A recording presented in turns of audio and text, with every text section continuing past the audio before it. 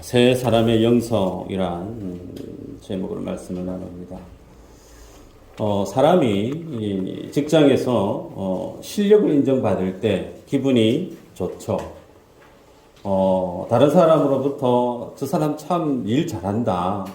저 사람은 정말 능력이 있다. 다른 사람에게 인정을 받을 때 그 인정받는 사람의 입장에서는 다분히 기분 좋고 행복할 수밖에 없겠죠. 그만큼 다른 사람에게 나의 모습이 무언가를 줄 수 있고 도움이 되는 소위 쓸모 있는 사람으로 그들 속에 비춰지는 것, 우리의 삶들 속에 참 중요한 행복의 모습이다. 그렇게 생각할 수가 있죠. 특별히 우리들은 하나님을 예배하는 하나님의 사람들이에요. 주님의 자녀들입니다. 하나님의 자녀된 우리들에게 있어서 행복의 근거, 많은 것이 있겠지만 그 중에 최고는 아무래도 하나님께로부터 인정받는 것이 아닌가 싶어요. 믿나요? 양 목사는 인정 안 해줄 수 있습니다. 사람이 못 돼가지고. 그런데 하나님은 인정해 줄 수 있을 거예요.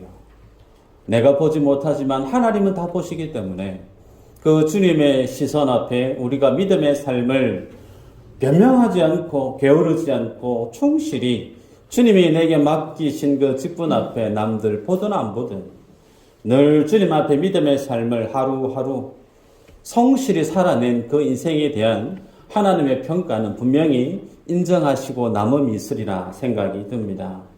중요한 것은요, 어떻게 하나님 앞에 쓰임받을 수 있을까라는 거겠죠. 어떤 사람을 주님이 들어 쓰시는가가 중요하겠죠.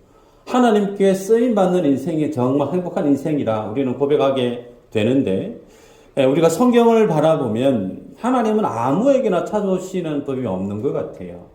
하나님은 정말 하나님 앞에 깨어서 경건의 삶을 열심히 사는 사람, 혹은 주님 앞에 깨어서 기도의 삶을 충실히 살아가던 사람, 그리고 하나님을 경외함으로 많은 사람들에게 예수님의 십자가의 복음을 그의 삶으로 드러내는 그런 삶들을 주님이 찾아오셔서 그에게 하나님의 일들을 맡기시는 경우들을 우리는 성경 안에서 계속해서 보게 되죠.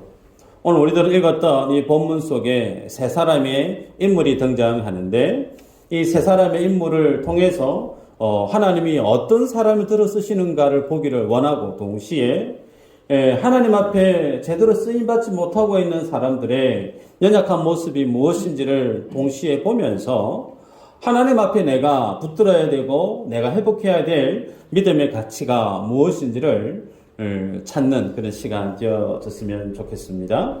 우선 우리가 볼 사람이 아합이에요. 아합의 영성은 어떤 영성인가? 제가 혼자 정했습니다. 마비된 영성이다. 마비되어 있는 사람이다. 여러분, 오늘 1절에 보면 많은 날이 지나고 제3년에 여호와의 말씀이 엘리야에게 임하여 이르시되 그랬습니다. 그러면서 아합에게 가서 보이라, 내가 비를 지면에 내리리라, 그렇게 말씀을 해요. 자, 많은 날이 지났다고 그랬습니다. 그 많은 날이 어느 정도 기간일까요?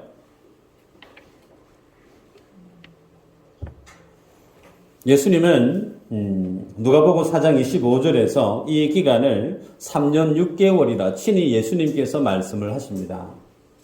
자, 그러면 3년 6개월 동안에 엘리야가 있었던 곳 우리가 생각을 해보면요, 그리 시내가에 있었었고, 또 시돈 땅 사르밧 가부 집에 머물렀던 시간 도합 3년 6개월의 시간이었음을 우리는 알고 있습니다. 그 기간 동안에 하나님이 함께 주셨다가 이제 아합에게 엘리야 너 가서 만나라, 그렇게 말씀을 해요. 왜요? 만나서 뭘 하시려고요? 3년 6개월 동안 가뭄이 그 땅 가운데 심했었는데 이제 그 가뭄 하나님이 그치시고 그 온 대지에 비를 하나님이 허락해 주셔서 생명을 다시금 살게 하는, 그래서 풍성한 삶을 주도해 가는 이가 누군지를 보이기 원하시는 하나님의 계획이 이제 섰음을 엘리야에게 나타내 보이죠. 그래서 이 모습을 이제 우리가 무엇을 상상하게 되느냐면 아합과 그리고 엘리야 간의 영적인 싸움이 있겠구나. 혹은 조금 더 나아가면 여호와 하나님을 신뢰하는 엘리야와 우상을 섬겼던 아세라 그리고 바알을 섬겼던 선지자 850대 1의 영적인 세계 대전을 곧 하나님이 이제 펼치시겠구나 우리는 짐작할 수가 있죠. 그런데 새벽에도 제가 사사기를 말씀을 나누지만 이 싸움은 누구와의 싸움이냐면 본질적인 싸움은 여호와 하나님과 이스라엘 백성 간의 싸움이에요. 왜요? 이 가뭄이 왜 허락되어졌죠? 이스라엘 백성들이 북이스라엘 백성들이 여호와 하나님을 신뢰하지 않고 우상을 섬겼던 잘못된 길을 걸어갔던 그들의 신앙을 하나님이 돌이키기 위해서 가뭄이라고 하는 부득불 하나님의 징계의 수단으로 3년 6개월 동안 그 땅 가운데 가뭄이 임했기 때문에 하나님이 지금 싸움을 거시는데 누구와 싸움을 하고 있죠? 북이스라엘 사람들이에요. 그게 본질적인 싸움의 대상들이죠. 자, 그런데 이런 과정 속에 오늘 하나님이 엘리야를 너 이제 아합 만나 보거라 그렇게 말씀을 하죠. 16절, 17절 안 읽었지만 아합이 엘리야를 만나자마자 하는 얘기가 있습니다. 엘리야를 볼 때에 아합이 그에게 이르되 이스라엘을 괴롭게 하는 자였느냐? 이스라엘을 괴롭게 하는 자 엘리야 너 맞니? 지금 이렇게 묻고 있는 거예요. 여러분 이 질문을 보면 지금 북이스라엘 경내 안에 3년 6개월 동안 비가 오지 않았단 말이에요. 극심한 가뭄이 임했기 때문에 상당한 고통과 괴로움이 그 땅 모든 곳에 편만이 뿌리내려지고 있는데 그 모든 괴로움의 원인 제공자가 누구냐면 엘리야 너다라고 지금 아합이 주목하고 있는 거죠. 그런데 정말 그런가요? 그렇지 않죠. 우리가 알고 있습니다. 17장 1절에 보면 아합에게 엘리야가 얘기합니다. 내가 섬기는 이스라엘 하나님 여호와께서 살아계심을 두고 맹세하나니 내 말이 없으면 수년 동안 비도 이슬도 있지 아니하리라. 지금 엘리야가 아합 왕에게 이제 말하기 전에 비도 안 올 것이고 새벽에 이슬도 안 올 거예요. 이 지금 가뭄을 선언하는 이 17장 1절의 이 말씀에 저희가 어디에 있죠? 이스라엘 백성들로 하여금 바알을 숭배하게 만들었던 하나님의 백성, 그 약속의 땅에 살았던 이스라엘 백성들을 하나님께로 이끌어야 될 영적인 책무가 주어진 그에게 도리어 바알과 아세라를 섬기게 만들었던 그의 죄를 하나님이 지금 책망하듯 징계하듯 말씀을 주시고 있죠. 그래서 통상적인 사람 같으면 이 말씀을 듣게 되어지면 내가 하나님 앞에 지금 혼이 나겠구나. 내가 이제 믿음의 모습을 회복해야 되겠구나. 마음을 돌이키고 하나님 앞에 회개하는 모습으로 나아가는 것이 일반적이고 정상적인 삶의 모습인데 도리어 아합은 그러한 믿음의 모습을 취하지 않고 아합이 직접적으로 엘리야를 찾아서 죽이려고 했다는 거예요. 그래서 살기 위해서 도망을 갔던 엘리야 아닙니까? 여러분. 그래서 그런 아합을 만났을 때 여전히 이스라엘을 괴롭게 한 너 맞냐라고 말하고 있는 아합에게 정신 못 차리고 있는 이 아합에게 엘리야가 얘기합니다. 18절에 보면 그가 대답하되 내가 이스라엘을 괴롭게 한 것이 아니라 당신과 당신의 아버지의 집이 괴롭게 하였으니 이는 여호와의 명령을 버렸고 당신이 바알들을 따랐음이라 그렇게 말씀을 합니다. 엘리야가 선언했던 가뭄에 대한 내용이 그대로 삶들 속에 이루어지는 것을 보았다라고 하면 그 엘리야의 경고의 메시지에 대한 그 원인 제공자가 바로 나에게 있구나. 아합은 그 이 모든 불행의 원인 제공자가 나에게 있기에 내가 삶의 태도를 바꾸어서 지금 이 문제를 풀어야 되겠다. 그런 생각을 가지는 것이 맞는데 이 엘리야의 경고의 메시지 앞에 지금 아합은 그러지 못하고 있습니다. 깨닫지를 못해요. 그러면서 우리가 읽었던 5절에 보면 이 지금 아합이 뭘 하고 있느냐면 궁을 총괄하는 오베다라고 하는 신하와 함께 물의 근원을 찾는다고 지금 정신없이 돌아다니고 있어요. 왜 물을 찾으려고 애를 쓰고 있죠? 그가 기르고 있는 가축을 물을 먹이고 꼴을 먹이기 위해서. 여러분 한번 상상해 보시길 바랍니다. 한 나라의 왕이에요. 왕이 의자에 앉아서 명령하면 모든 것이 다 처리되어져야 될 그 위치에 있는 사람조차 그렇게 하지 않고 자기 발로 자기가 데리고 있는 그 가축을 먹이기 위해서 물을 찾아 나서고 있다. 여러분, 이 상황이 지금 우리가 이 정도만 보면 북이스라엘의 지금 가뭄의 상황이 어떠했을까 좋게 짐작이 가능할 겁니다. 일반 백성들은 거진 가축들이 다 죽어 없어졌을 거예요. 정말 고통 속에 신음하고 있는 이스라엘 백성들, 이 모습은 어쩌면 범국가적인 재난에 속해 있는 그런 상황일 겁니다.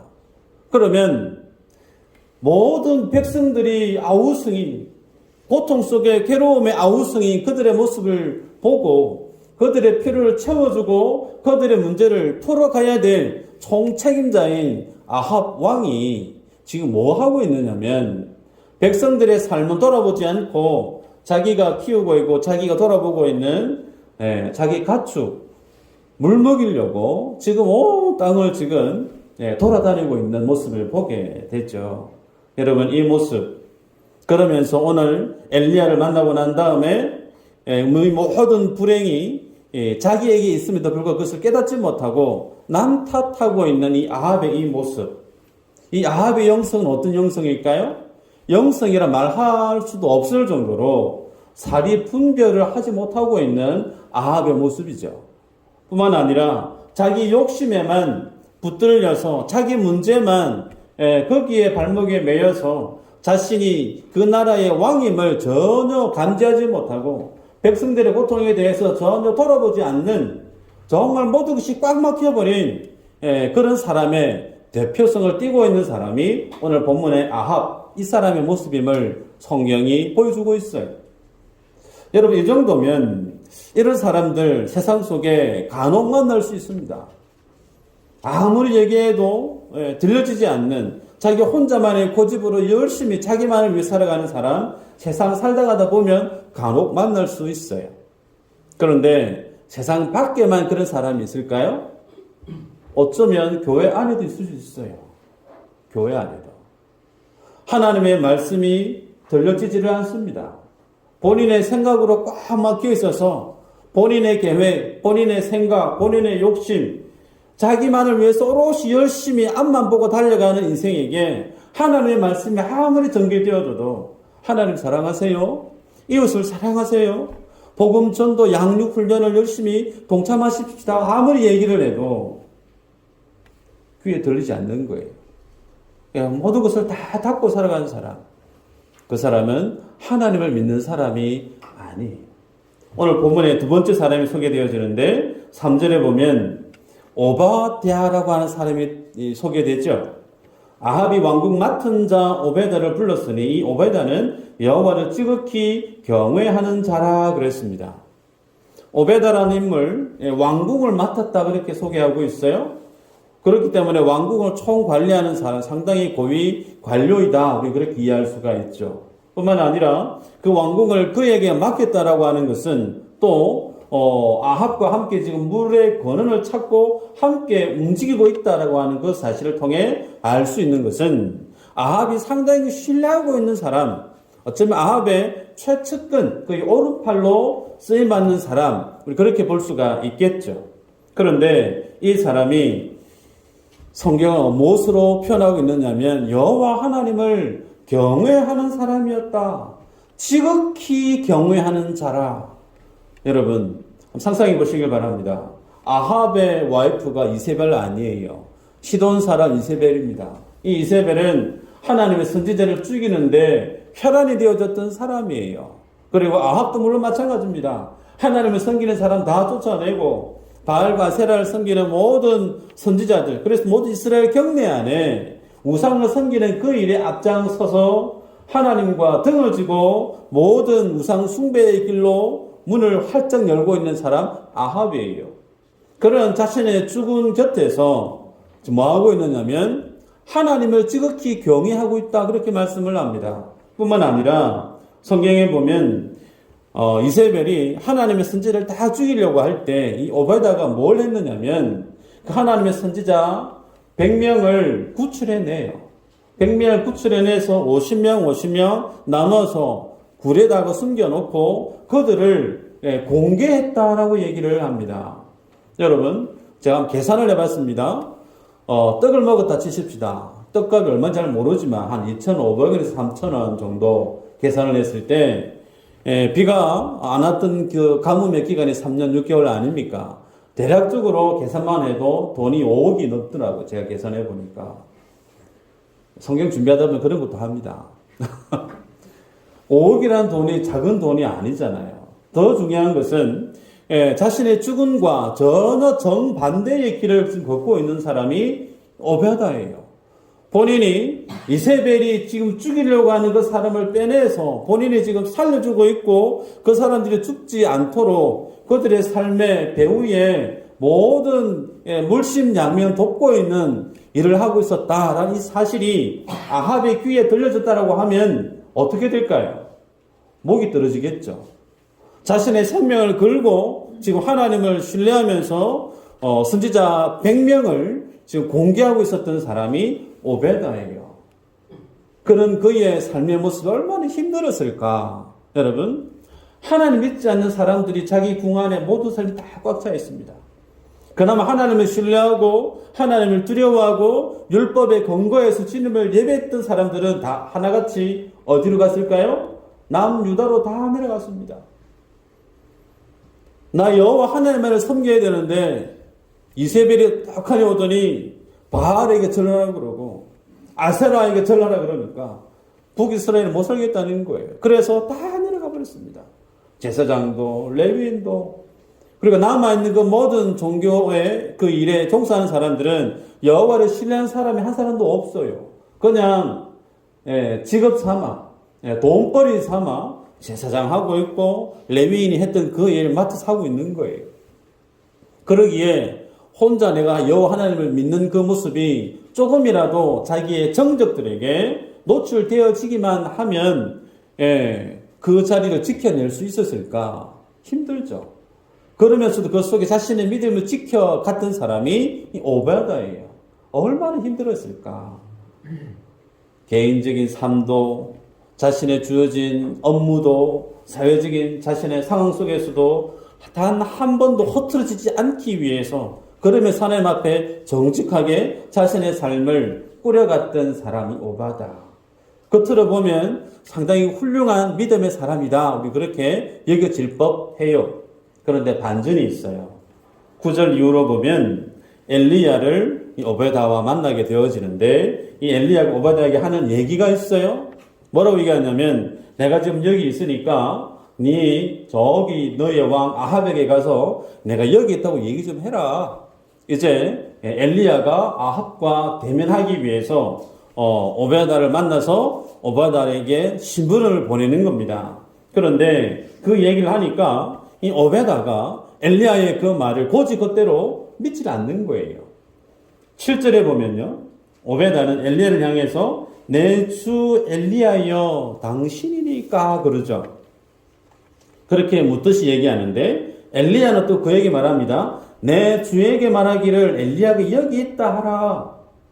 여러분 오바다는 지금 엘리야를 보면서 주여라고 얘기했는데 엘리야는 다시금 오바다에게 네 주는 누구냐면 아합 왕이야 라고 얘기하면서 네 여기 있다. 그러니까 가서 데리고 오너라. 그렇게 말하는 것을 볼 수가 있어요. 그러면서 하는 얘기가 뭐냐면 만약에 아합 왕을 데리고 오면 왔을 때 당신이 이 자리에 없으면 나는 죽게 됩니다. 왜 나를 죽게 합니까? 나 그러기 힘들어요. 그러면서 본인이 하나님을 섬겼던 자신의 신앙의 고백을 쭉 늘어놓습니다. 나는 어렸을 때부터 여호와 하나님을 지극히 섬겼던 자입니다. 그리고 이세벨이 죽이려고 했던 하나님의 선지자 100명을 내가 먹여 살렸던 그런 믿음의 사람이 나를 왜 공경에 빠지게 하려 하십니까? 라고 되묻는 오베다를 볼 수가 있어요.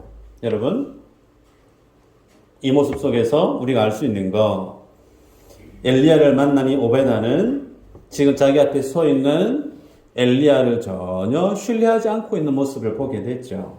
더 중요한 것은요, 지금 이 오바댜는 왜 하나님께서 이 엘리야를 내 눈앞에 만나게 했는지를 전혀 감을 찾지를 못해요. 여러분, 엘리야가 말이 없으면 3년 6개월 동안 다시는 비도 이슬도 오지 않을 거야 라고 하면서 사라졌어요. 3년 6개월 동안. 그러다 갑자기 이제 북이스라엘에 짠 나타난 거예요. 그러면 소위 하나님을 예배하고 하나님과 깊이 있는 교감을 지니고 그리고 성령이 충만한 사람이었다라고 하면 직감적으로 뭘 알 수 있을까요? 야, 하나님의 쓰셨던 사람, 하나님의 사람 엘리야가 왔구나. 이제 하나님의 뭔가 일을 하실 법 하겠구나. 엘리야 당신께서 내게 무엇을 명하시든지 내가 좀 귀담아 듣고 내가 순종할 만하면 내가 순종하겠습니다. 이 정도 열린 마음으로 엘리야 앞에 믿음의 반응을 가질 법한데 오베다는 지금 엘리야를 들어 쓰시고 있는 그 하나님의 의중을 단 1도 감지를 하지 못해요. 우리가 다음 주에 보게 되겠지만 850대 1로 갈멜산에서 영적인 대전쟁을 펼치지 않습니까? 그 일들을 통해서 하나님을 떠나버렸던 북이스라엘 경내 안에 하나님의 거대한 영적 대부흥 운동을 엘리야를 통해서 하나님이 계획하고 있는데 이러한 3년 6개월 동안 주님이 플랜을 짜시고 기다려 오셨던 그 하나님의 일하심에 대해서 오베다는 전혀 몰라요. 그러면서 지금 자기의 생명 잘못하면 아합들이가 왔을 때 없으면 나는 이제 죽는데 어떡합니까? 나 움직일 수 없습니다. 지금 이런 모습을 오베다가 행하고 있다는 거예요. 여러분, 왜 이런 사람으로 전락했을까? 지극히 여호와 하나님을 경외하는 자라 얘기했고 자기 생명을 걸고 죽이려 했던 이세벨의 여왕의 손아귀에서 하나님의 선지자 100명을 지혜롭게 3년 6개월 혹은 5억이 넘는 거대한 돈을 생명을 걸어서 그들을 공거했던 정말 하나님을 사랑했던 그런 믿음의 사람이 하나님의 일하심에 대한 앞으로의 계획에 대해서 전혀 모르고 있어요. 이 사람이 지니고 있는 영성의 한계입니다. 여러분, 이 모습을 통해 알 수 있는 게 뭘까요? 교회 안에는 하나님을 잘 몰라도 교회 일을 열심히 할 수 있는 분들이 있다는 거예요. 교회 안에는 성령 충만하지 않아도 내 열정을 불태워서 나에 있는 모든 것을 다 쏟아부어서 마치 세상에서 사회운동하는 것처럼 민주운동하는 것처럼 자신의 열정을 자신의 재산을 쏟아부어서 하나님의 그 일을 할 수 있다는 거예요. 뿐만 아니라 이 사람은 많은 것을 알고 있습니다. 경험이 많으니까. 그래서 사립분별도 명쾌하고 해왔던 경험이 많기 때문에 일을 맡겨놓으면 똑부러지게 일을 잘할 수 있습니다. 추진력도 있단 말이에요. 그런데 그 모든 일에 사역에 저변에 깔린 가장 맹점이 뭐냐면 하나님에 대해서만 알지 하나님을 몰랐다는 거예요. 그 말의 의미는 성경의 지식에 대해서는 알고 있는데 그 성경의 지식이 내 속에 쌓여서 말씀에 붙들려서 살아가는 소위 하나님 앞에 쓰임받고 있는 인생으로서는 아직 그 자리까지 도달하지 못하고 있는 모습이 이 오베다라고 하는 사람의 모습이에요. 혹 내가 그런 모습이 있지 않는가 돌아볼 필요가 있습니다. 성령 충만하지 않아도요, 기도 열심히 하지 않아도요, 우리는 열심히 전도할 수 있습니다. 그렇죠? 내가 열심히 헌신할 수 있어요. 그런데 그 모든 일들 속에 가장 큰 맹점이 하나님의 일하심에 대해서 전혀 모른다는 거예요. 그러니 내 생각, 내 경험의 카테고리 안에서 그 속에서 패스되는 것들에 대해서는 열심히 쏟아내지만 그 부분에 있어서 내가 신뢰하지 못하는 부분에 대해서는 발 한 발 내딛지를 못하는 거예요. 하나님의 일은 하나님이 하시는데 본인이 하고 있는 거예요.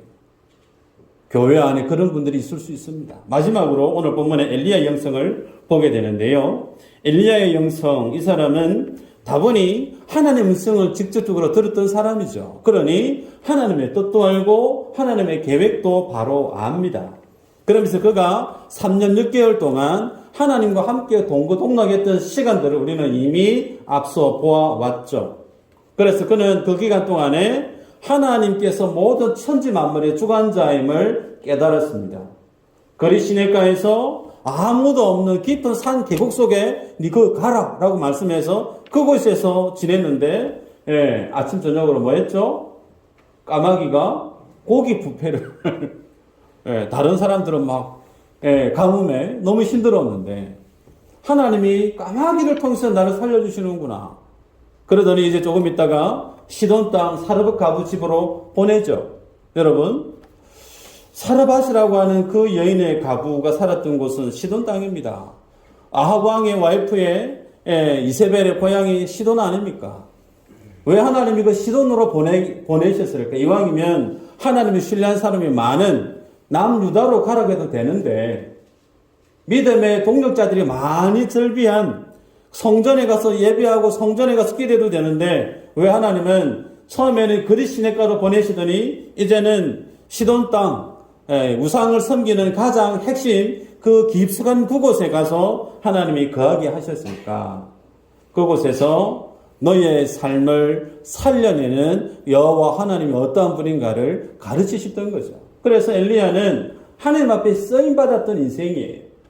짧게 보면요, 그가 주님 앞에 쓰임받으셨던 영성, 그의 영성에 세 가지 장점이 있는데, 첫 번째는 말씀을 듣는 훈련을 충실히 이행했던 사람이 엘리야입니다. 가뭄 때문에 모든 사람들이 힘들 때, 그 힘들 때 어디를 가야 되죠? 음식을 먹을 수 있는 곳으로 가야 되죠. 근데 하나님이 깊은 계곡으로 가래요. 아무도 없는, 혼자 있는. 그리고 그 다음에는 거리 시내가에서 시돈 땅으로 보냅니다. 만에 하나 사르밧 가부가 아합이 찾는 대적 엘리야가 내 눈앞에 있는 이 사람인 줄 알았다라고 하면 마음을 달리 먹고 시돈 왕에게 얘기한다든지 혹은 다른 사람에게 그걸 헐려버리면 엘리야는 어떻게 될까요? 적국에서 그냥 묶여서 목이 떨어질 수 있는, 그 시돈 땅에 여전히 이세벨의 영향력이 미칠 수 있는 적진 한가운데 하나님이 보냈던 그 일, 왜 그곳에 하나님이 보내셨을까요? 하나님의 말씀이 가장 절박한 곳이 그곳이기 때문에 그래요. 소위 저는 그곳을 광야라고 표현하고 싶습니다. 성도가요, 광야에 가면 힘들어요. 괴롭고 어렵고 살아가기 어렵습니다. 그런데 왜 그 광야가 성도에게 축복이 땅이 될 수밖에 없느냐면, 그곳은 오롯이 하나님만을 의지하게 되기 때문에 하나님의 음성을 가장 쉽게 분명하게 들을 수 있는 장소가 어디라고요? 광야이기 때문에 하나님이 그를 그곳에 보내서 하나님께만 계속해서 집중하게 만들었던 그 삶을 변명하지 않고 땡깡 부르지 않고 게으르지 않고 순종했던 엘리야의 모습을 보게 됐죠. 그리고 그는 하나님만을 의지하는 훈련을 충실히 받았던 엘리야입니다. 사르밧 가부가 다른 마음을 품어들였으면 얼마든지 죽을 수 있었는데, 더욱이 한 끼 먹고 이제 죽을랍니다라고 하는 그 사르밧 가부 집에서 정말 내일이 없는 그곳에서 살았던 인생, 정말 내일 한 발 내딛기만 하면 벼랑 끝으로 떨어질 법한 위기가 자기 주변에 절비한 그곳에 하나님이 그를 심겨놓으신 것은 하나님만을 의지하는 삶을 트레이닝 시킨 거죠. 마지막으로 그는 기도 훈련을 충실히 했던 사람이죠. 사르밧 가부의 아들이 죽었습니다. 죽기 전에는 이미 같이 식탁을 대하고 떨어지면 다시 채워지고 떨어지면 다시 채워지는 떡가루, 기름, 하나님의 살아계심을 날마다 노래하고 경험하면서 즐거운 식탁을 가졌다 할지라도 자기 아들이 죽었어요. 독자가 죽었단 말이에요.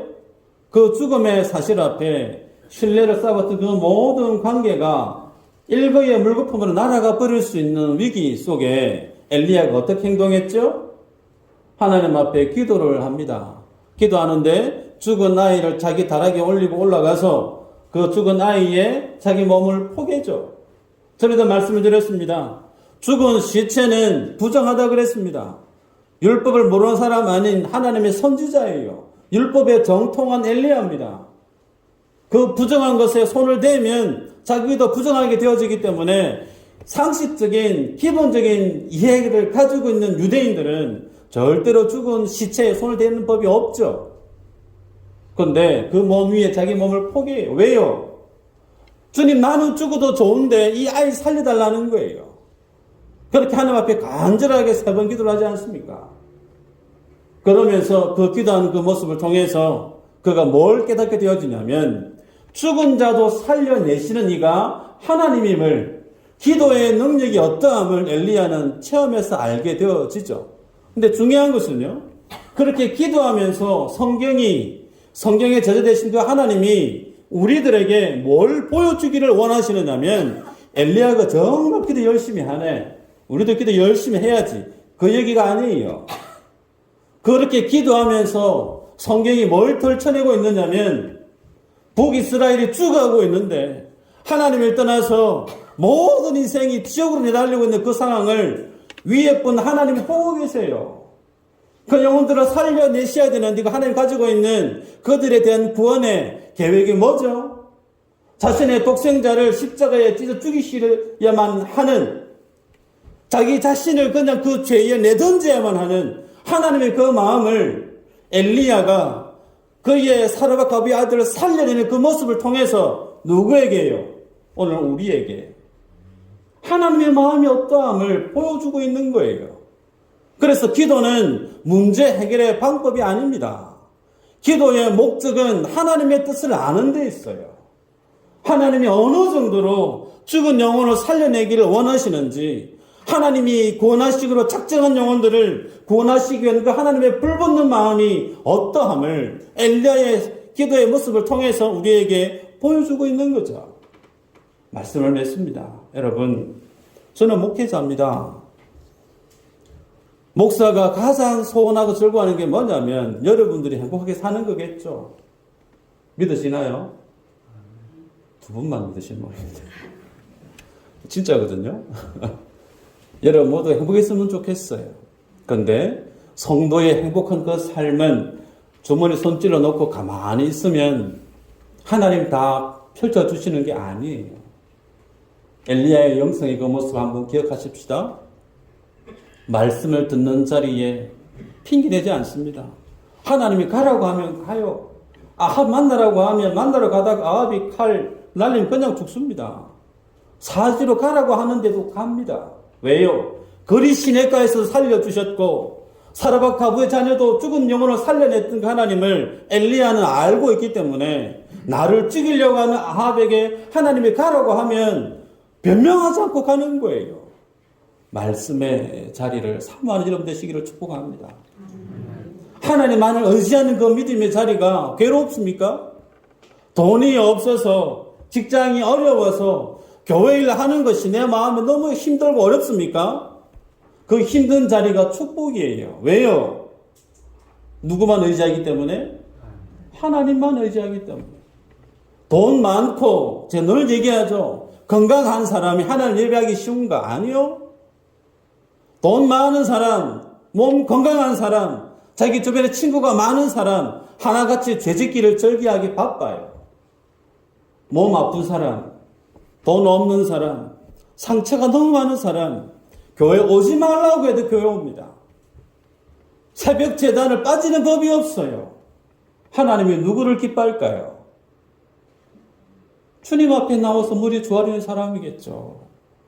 하나님만이 나의 소망이에요. 그 주님만이 나의 기쁨이에요. 주님 앞에 날마다 눈물을 삶을 쏟아내는 그 영혼, 어떻게 주님이 사랑하시지 않겠냐는 거예요. 그래서 고난의 자리가, 힘겨움의 자리가 내게 보이라는 거예요.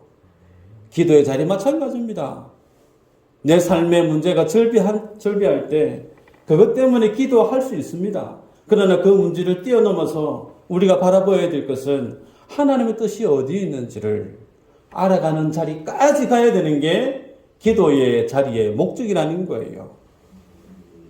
2023년 어떤 믿음의 영성의 사람으로 살고 싶으십니까? 아합 아니겠죠? 오베다도 훌륭한 것 같아요. 그런데 2% 부족하죠. 엘리야의 영성이 오늘 우리에게 주시는 믿음의 도전인 줄 믿습니다. 이 삶을 경험하고 누리는 우리 모두가 되길 주 이름으로 축복합니다. 기도합니다. 하나님 감사합니다.